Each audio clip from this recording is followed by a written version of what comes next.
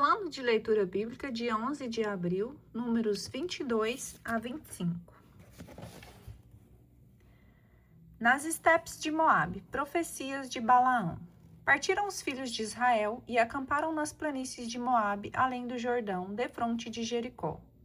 Balaque, filho de Sefor, tinha visto tudo o que Israel tinha feito aos amorreus. Moabe teve grande medo desse povo, porque era muito numeroso, e ficou aterrorizado diante dos israelitas.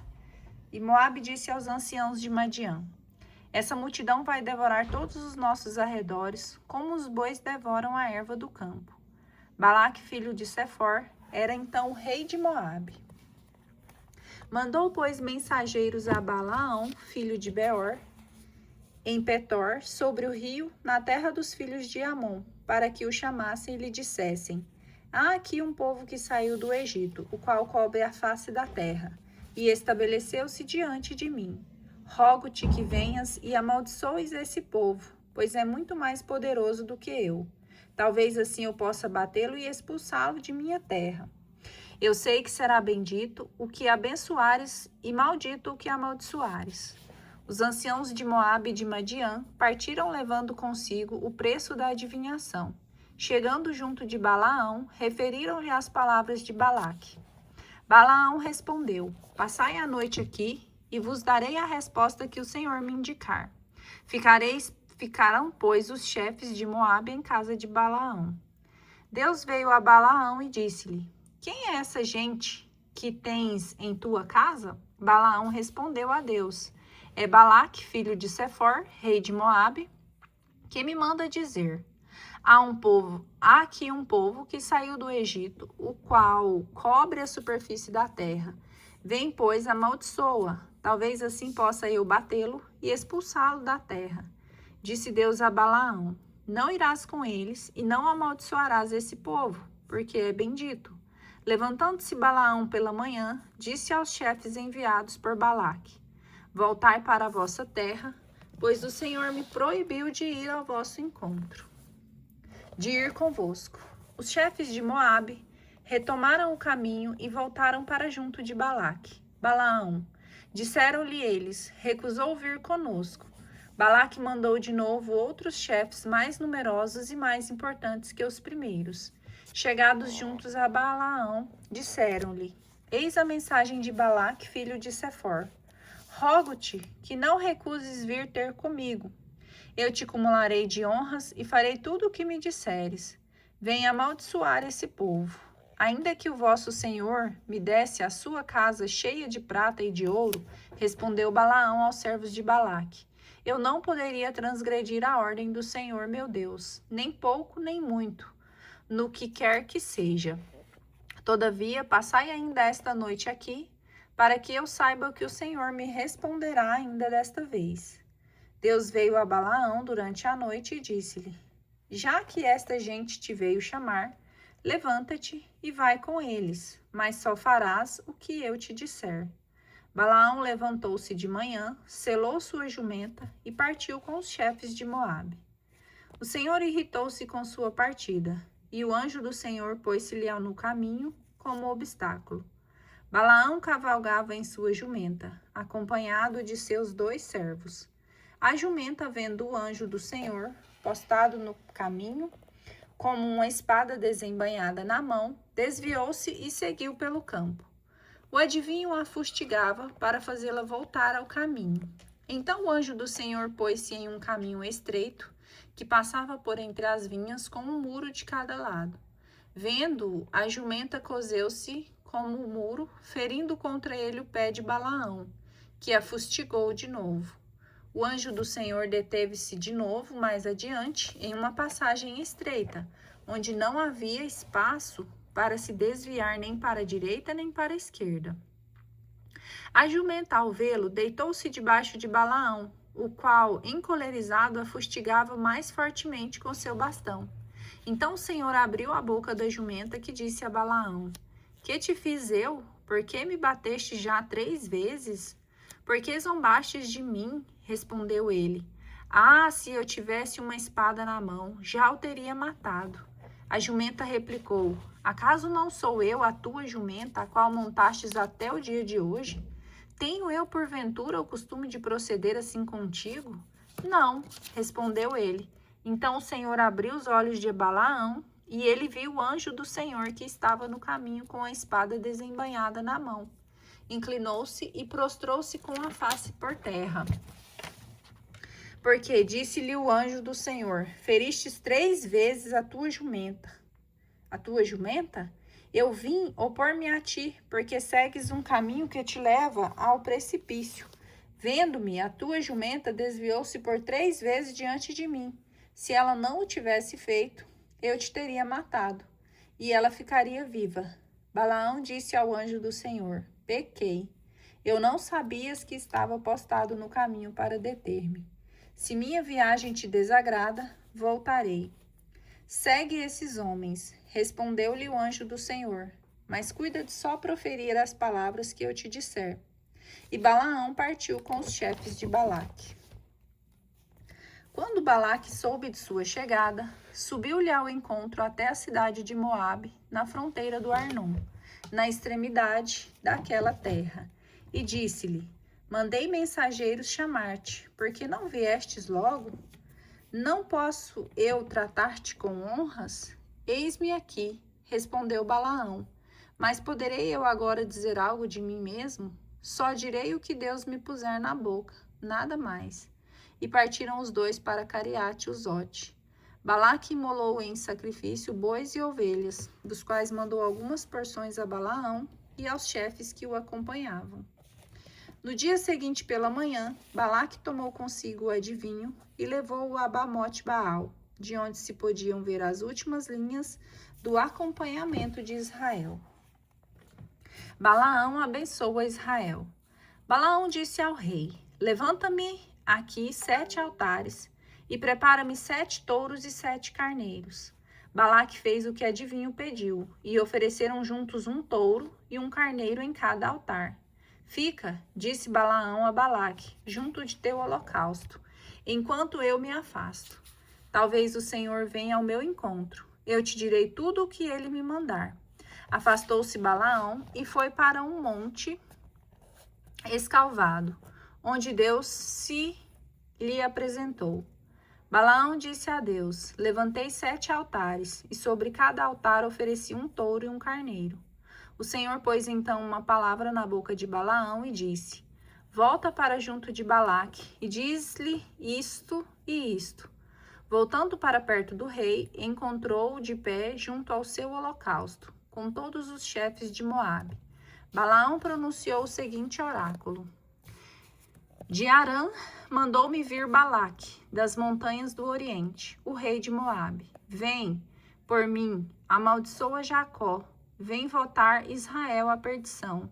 Como poderei amaldiçoar a quem não amaldiçoa? Como encolerizar-me se o Senhor não se encolerizou? Do alto dos rochedos eu contemplo. Estou vendo do cimo das colinas um povo isolado, não contado entre as nações. Quem poderia calcular o pó de Jacó? Quem poderia medir as nuvens de Israel? Que eu morra da morte dos justos, que o meu fim se assemelhe ao fim deles. Balaque disse a Balaão: que me fizeste? Mandei-te chamar para amaldiçoares os meus inimigos, e eis que os abençoas. Porventura, respondeu o adivinho, não devo eu cuidar de só dizer o que o Senhor põe na minha boca? Balaque disse-lhe então: vem comigo a outro lugar, de onde poderás vê-los. Não verás somente a sua extremidade, mas todo o seu acampamento, e dali os amaldiçoarás. Conduziu-o ao campo de Sofim, no cimo do Fasga, onde levantou 7 altares para serem oferecidos sobre cada qual um touro e um carneiro. Balaão disse-lhes: fica aqui junto de teu holocausto, enquanto vou ao encontro do Senhor. O Senhor apresentou-se a Balaão, pôs-lhe na boca uma palavra e disse: volta a Balaque e diz-lhe isto e isto. Voltou o adivinho para junto do rei, o qual estava de pé ao lado do seu holocausto, com os chefes de Moabe, que disse ao Senhor. Perguntou-lhe Balaque: e Balaão pronunciou o seguinte oráculo: Levanta-te, Balaque, e escuta. Presta-me atenção, filho de Sefor. Deus não é homem para mentir, nem alguém para se arrepender. Alguma vez prometeu sem cumprir? Por acaso falou e não executou? Recebi ordem de abençoar ele, abençoou. Nada pode mudar. Não achou iniquidade em Jacó, nem perversidade em Israel. O Senhor seu Deus está com ele, nele é proclamado rei. Deus os retirou do Egito e lhes deu o vigor do búfalo. Não é preciso magia em Jacó, nem adivinhação em Israel. A seu tempo se dirá a Jacó e a Israel o que Deus quer fazer. Este povo levanta-se como leoa, firma-se como leão, não se deita sem ter devorado a presa e bebido o sangue de suas vítimas. Balaque disse a Balaão: Se não os amaldiçoas, ao menos não os abençoes. Não te disse eu, respondeu Balaão, que faria tudo o que o Senhor me dissesse? Balaque replicou: Vem, eu te conduzirei a outro lugar. Talvez Deus se agrade que tu os amaldiçoes de lá. Balaque levou o adivinho ao cimo do monte, Fogor, que domina o deserto. Balaão disse-lhe: Constrói-me 7 altares e prepara-me 7 touros e 7 carneiros. Balaque fez como ordenara Balaão e ofereceu sobre cada altar um touro e um carneiro. Números capítulo 24. Balaão, vendo que era do agrado do Senhor que o abençoasse Israel, não foi como antes ao encontro de agouros. Voltou-se para o deserto e, levantando os olhos, viu Israel acampado nas tendas segundo as suas tribos. O Espírito de Deus veio sobre ele e pronunciou o oráculo seguinte: Oráculo de Balaão, filho de Beor, oráculo do homem que tem o olho fechado, oráculo daquele que ouve as palavras de Deus, desfruta a visão do Todo-Poderoso e se lhe abrem os olhos quando se prostra. Quão formosas tuas tendas, Jacó, tuas moradas, Israel. Elas se estendem como vales, como jardins à beira do rio, como aloés plantados pelo Senhor, como cedros juntos das águas. Jorram águas de seus jarros, suas sementeiras. São copiosamente irrigadas. Seu rei é mais poderoso que Agag, de sublime realeza. Deus os retirou do Egito e lhes deu o vigor do búfalo.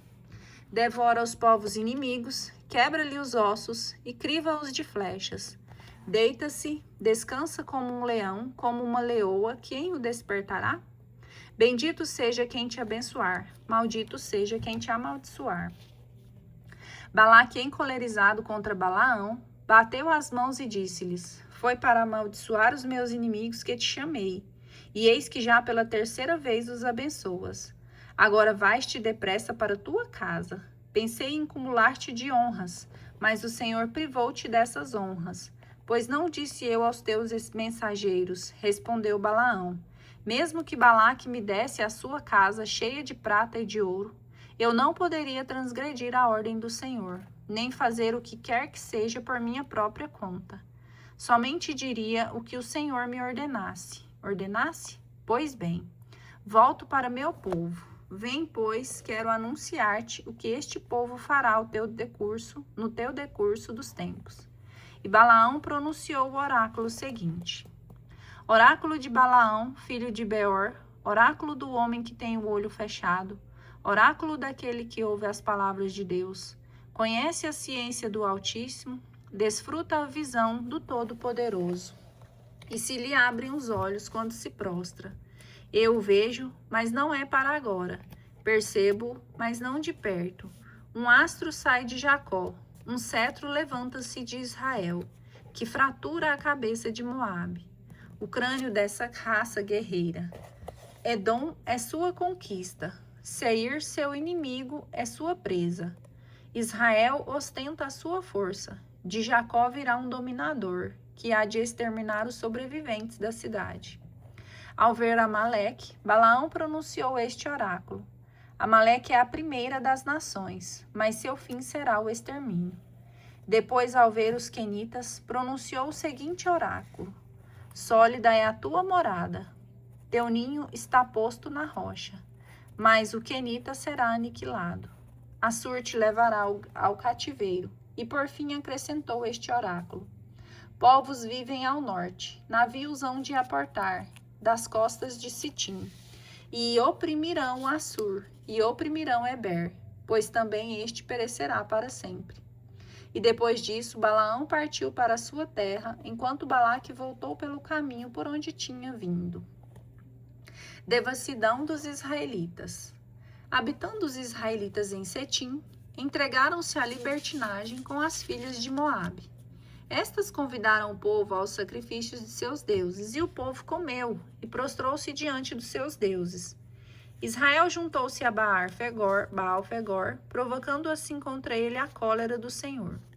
Reúne, disse o Senhor a Moisés, todos os chefes do povo, e pendura os culpados em forcas diante de mim, de cara para o sol, a fim de que o fogo de minha cólera se desvie de Israel. Moisés disse aos juízes de Israel: cada um de vós mate os seus que se tenha juntado a Baal-Fegor. Entretanto, um dos filhos de Israel trouxe para junto de seus irmãos uma madianita sobre os olhos de Moisés e de toda a assembleia que chorava à entrada da tenda de reunião. Vendo isto, Finéias, filho de Eleazar, filho do sacerdote Arão, levantou-se no meio da assembleia, tomou uma lança, seguiu o israelita até a sua tenda e ali transpassou-o juntamente com a mulher, ferindo-os no ventre.